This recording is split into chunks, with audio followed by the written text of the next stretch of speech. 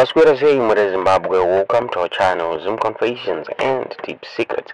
Kana kari time kako kuya paneno channel, please don't forget to subscribe. Kana uchingo kara subscribe, don't forget to comment and share this video. Nas muri Zimbabwe itavigira nyaya ya buditswa na nedi new Harare Mayor va Lovejoy Chegutu avo Lovejoy Chegutu avo va replace va Ian Makone avo vaka rikolo na vasengezo shabangu va Lovejoy vabuda vachibheka vaNelson Chamisa acceptance speech yavo muri Zimbabwe.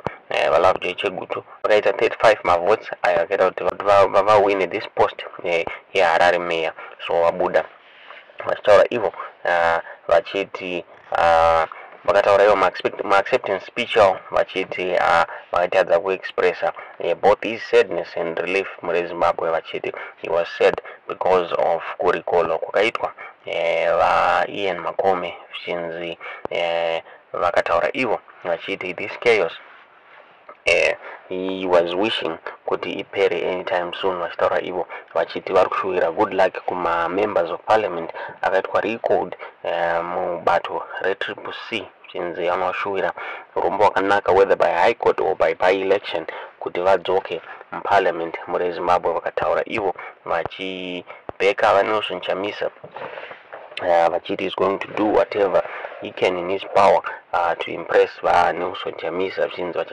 vari kuwisha kuti vashande na vaNelson Chamisa zvakanaka uyezve vakatenda vaNelson Chamisa nekuvatrusta nestewardship yavo mucouncil iyi muri Zimbabwe. Mino munoona sei kuti vaLovejoy ava vachabata basa iri zvakanaka here muri Zimbabwe, uyezve kurunzi vaIan Makone vaitwa re-elected by-elections ari kuuya vana vachideserve here kunge vachidzoka paumeya muri Zimbabwe. Amene munoona sei nyaya iyi ndonyaya yatavigira muzuva ranhasi. Tudze zvamuri kufunga pamusoro penyaya iyi mucomment section.